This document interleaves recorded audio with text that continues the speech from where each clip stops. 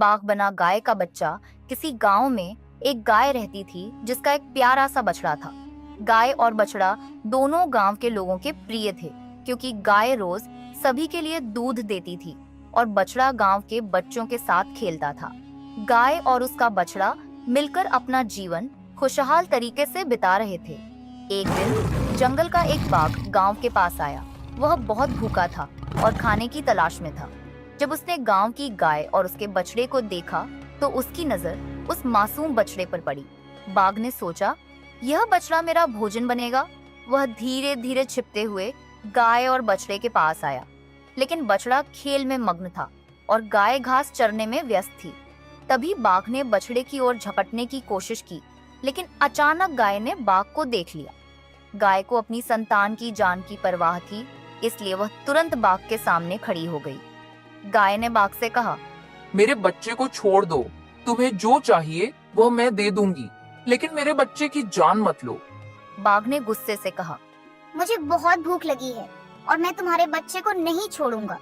लेकिन गाय ने हार नहीं मानी।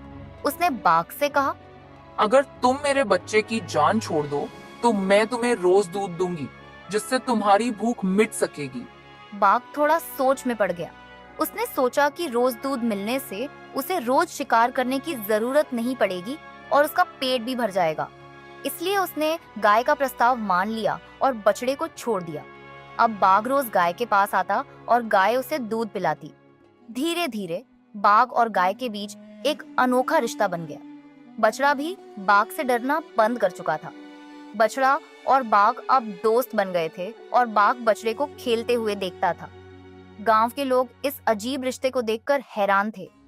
बाघ, जो कभी गांव के जानवरों के लिए खतरा था, अब गाय और उसके बछड़े का रक्षक बन गया था। वह किसी भी दूसरे शिकारी को गांव के पास भटकने नहीं देता था। समय बीतता गया और बछड़ा बड़ा हो गया। बाघ और गाय के बीच की दोस्ती और भी गहरी हो गई।